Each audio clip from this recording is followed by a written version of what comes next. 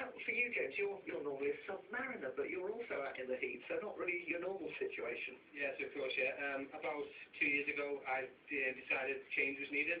I volunteered to undertake a language course at the Defence School of Languages and finished getting past due in February just gone. And now I'm out here as a linguist. It's been very interesting. It's really good to speak to the people. What I like as well is the reaction that we get from the locals. They're quite amazed to see that somebody who isn't from Afghanistan can speak their language, so it's quite rewarding. Very good. What is their reaction to you? Do they realise you're also from the Navy?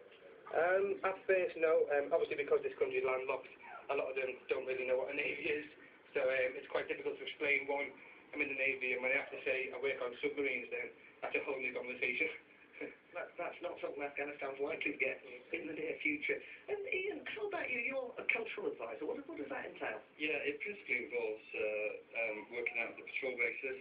So I'm not in Lash very often at all. I tend to work out the patrol bases in the Lash area of operations, going on dismount patrols with the King's Royal Swords, to whom I'm attached at the moment, chatting with village elders, locals, shopkeepers, in order to gain an insight into sort of what their feeling is regarding either the security situation or their needs to work with sort of the provincial reconstruction team and ways in which we can help them make their life better in order to improve their sort of situation in this particular area. Is it tough being away from family, from friends at this length of time? It is to an extent. It's just a difference. I'm sure the other guys would agree with this. Certainly in the Royal Navy, it's nothing unusual being deployed. And I'm sure it's not for a lot of the Army lads as well. My last ship we were deployed for 7 months, so it's just a different environment and a lot hotter than what we used to. And what about for you? How do your family take you coming out and volunteering for this? I think, in honesty, it's actually, in ways, it's in some ways it's a bit easier than being on a submarine, because when you're deployed on a submarine, there's no contact whatsoever.